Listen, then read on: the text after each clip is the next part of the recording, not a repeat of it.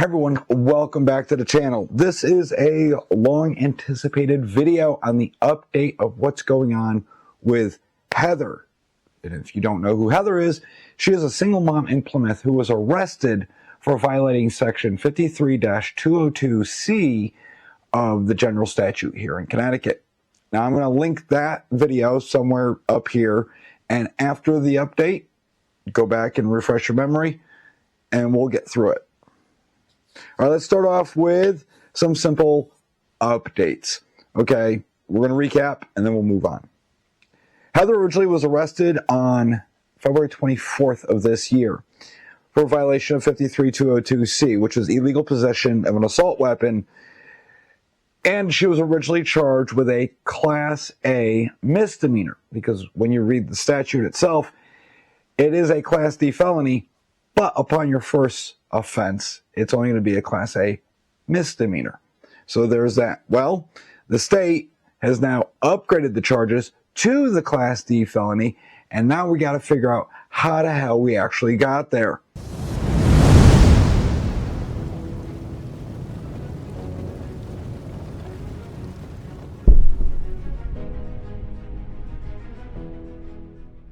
All right, before we start breaking everything down, let's hear from our sponsor. Hey, today's sponsor is GlockGrip.com. So you ever lose grip on your gun at the worst possible moment, whether it's at the range or you're in the middle of a competition, or if you just take your everyday carry very seriously? Control is everything. Factory Glock grips are fine, but let's be honest, fine isn't good enough. If your hands are sweaty, wet, or you just want more secure hold, GlockGrip.com has you covered. They make high-quality precision-cut grip tape specifically for your Glock. It's a perfect fit every time. So whether you're a competitor, law enforcement, or just an everyday Glock owner that carries one for EDC looking for a serious upgrade, GlockGrip.com has what you need. Click the link down in the description below, and on checkout, use promo code GRIP10 for a discount. Trust me, once you slap one of these on your gun, you'll wonder how you ever shot without one. A big special thanks to GlockGrips.com for sponsoring this video. Back to the action. I know you guys are all curious. How did it go from a Class A misdemeanor to a Class D felony? Well, I do have some information here on how everything is breaking down, and then we're going to go through step by step the actual general statute, because some things come into play while some things do not. All right.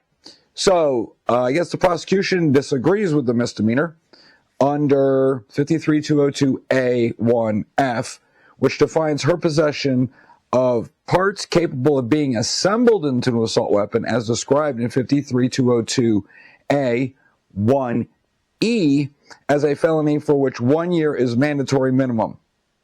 53-202CA would be a misdemeanor if she lawfully possessed such a firearm legally prior to April 4th, 2013. Which she could not, because she would have only been 17 at the time. And it's not technically a long gun in the state of Connecticut. So back then, when it was, you could own a long gun at 18 to 20, which we've done away with, she'd still be too young. It goes on to say that the 2023 assault weapon is a legally defined term in 53-202A10, which only included possession offenses listed in 53-202A, GH, and I. The state is going to proceed under 53-202F. Thus, they're charging her with not having a 2023 assault weapon, what they call an assault weapon. So here's the dilemma. One, she bought the lower in the window of when Connecticut others were a thing. And they're throwing it out the window and saying that even though she bought it lawfully and legally in the state of Connecticut while we had a Connecticut other, they are going to retroactively take it all the way back to 2013. And because she didn't own it then, now they're going to charge her for a felony versus that misdemeanor. So what does that mean for you at home? Well, it's simple. They can do the same legal jujitsu they're doing with her against you. Even though you bought that firearm legally, they can now retroactively go back to 2013 and say, hey, you didn't own it then, we're going to charge you with a felony. So let's get into the statutes and try and break down exactly what they say. All right, so let's go into 53202A. Now, I do have, this is how we're going off of it, is the general statute itself, and I'm going to try to avoid flipping through too many papers. It's become a damn meme on this channel. Here is the statute. It is really long. All right, I printed this whole thing out. But with the passage of HB 6667, we have this little supplement right here. And this is what I'm going to use because it goes through specifically sections 53202 A through G. All right, it's right here. 53202A 1F. A part or combination of parts designed or intended to convert a firearm into an assault weapon as defined in any provision or subparagraphs B to E, inclusive of this subdivision, or any combination of parts which an assault weapon as defined by any provision of the subparagraphs B to E, inclusive of this subdivision, may be assembled if those parts are in possession or under the control of the same. So basically, the pile of parts that she had, because remember I said in the original video, from what I was told, the firearm was inoperable. And it took the judge's orders to the Plymouth Police Department to fix said gun and make it work. So that's where they're getting, oh, we're going to charge her with parts or combinations. Sections 53202C say, possession of an assault weapon prohibited. Exemptions. Class D felony A, except as provided in sections 53202E, any person who within this state possesses an assault weapon, except as provided in, and it just keeps going. It says, shall be guilty of a Class D felony or shall be sentenced to a term of imprisonment of 1 year, may not be suspended or reduced by the court, except for that of a first-time violation of this subsection, then it will be a Class A misdemeanor. If the person presents proof that the person lawfully possessed the assault weapon prior to October 1st, 1993, with respect to an assault weapon described in subparagraph A, and it goes on and on and on. But if we go before that section, we get up to 53202B, which is part of HB Satan 7. With respect to the 2023 assault weapon, actual possession that is lawful under 53202B and 53202K, inclusive constructive possession pursuant to the law, purchase transacted prior to June 6, 2023. But she did. She complied with that. She bought the stripped lower prior to June 6, 2023, which is the date Lamont signed HB Satan 7 into law. Everybody that bought their lowers prior to that are fine, according to this. You are limited to what you can build, but because we took others and turned them to assault weapons, you can pretty much do what you want. You can't make things more assaulty than they already are. Even if you you bought a lower June 5th, it was still legal. You could take that lower today and build yourself an SBR. Form 1 it, and you're legit. You are lawful because you complied prior to June 6th. Now, where is the dilemma? That's half of it. Because they also, and I just want to find the correct verbiage. See, it's full or partial payment, blah, blah, blah. Constructive possession under subparagraphs, subdivisions, evidence, written statement, yada, yada, yada. It doesn't say it in there. Well, that's interesting. It doesn't say it in there. I know you're asking yourself, what are you looking for? It's simple. The re-registering of everything. So when you buy a gun in the great state of Connecticut, you have to fill out a DPS-3. That is the registry. That is like your title to that gun.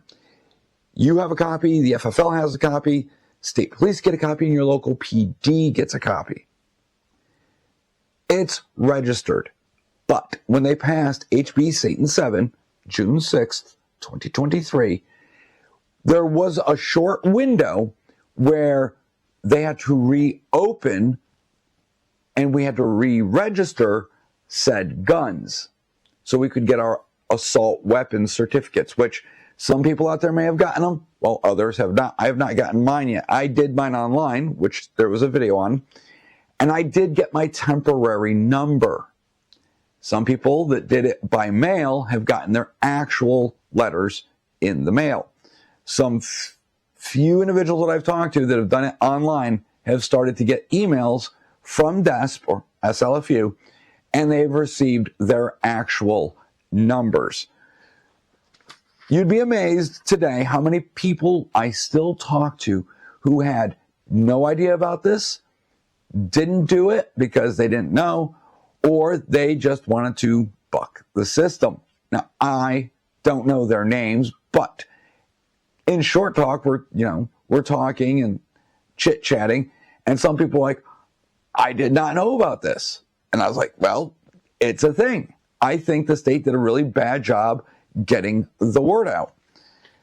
And I'm sorry, there's probably a ton of people out there in this position, and you have very limited options at this point. You basically have to just get rid of it. You have to destroy it, surrender it, because no matter what, in the eyes of the law, you failed to do what they wanted under HB Satan 7, and they are going to hem you up. Now, if you're caught, if something goes wrong, and you're in possession of this, yes, it's supposed to be a Class A misdemeanor. But now, with what's going on with Heather, you can see how they're going to ramp up those charges, ignoring that one section for the 2023 assault weapons, and go all the way back and show that, well, you didn't own it back in this time frame, so that's why it's a Class D felony, versus, well, you bought it before June 6th, then it's going to be a misdemeanor. I don't have all the answers. That is what they've argued. I don't know how it's going to play in court. I don't know what's going on with the defense, nor the prosecution. I have not been to the courthouse to see any of this. A lot of the information I get is secondhand, so take it with a grain of salt. But I do know that Wednesday, which was the 9th, she had her pretrial hearing. She went there, and there was a continuance. Nothing happened. I have nothing to report on that. That's it. It was a continuance. The only thing that did happen that I did find out through, people who know things, that she was, because you got to remember, she's still on an ankle monitor, and she is definitely being tracked, and apparently she has a curfew.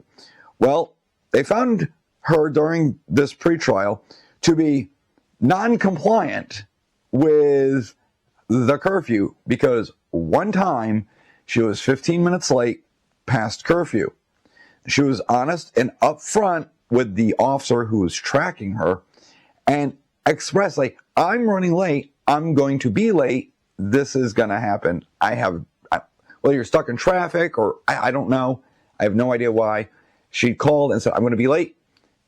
They were understanding. But the judge was like, well, technically, you are non-compliant. But the judge, Judge Prats, was, from what I heard, was nice and understanding in the matter. But the law is the law. It is technically black and white.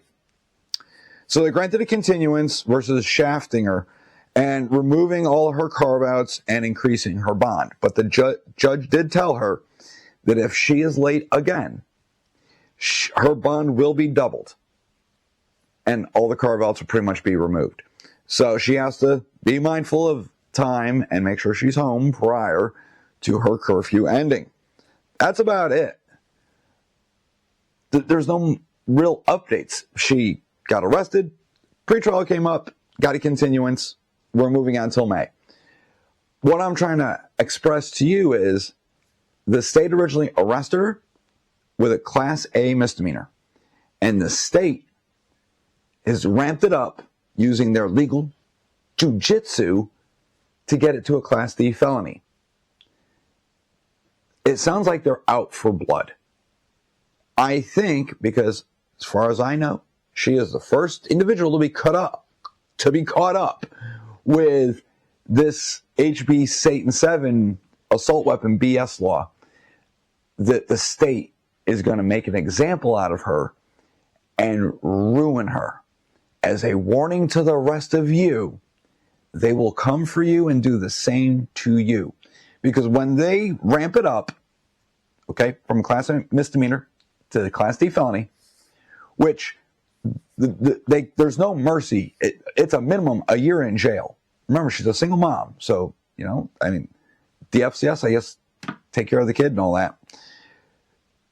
They're going to set that precedent, which means they can do that to you. And don't think for a second they're not going to take precedent that is set with this case and just ramrod you dry and fuck you over.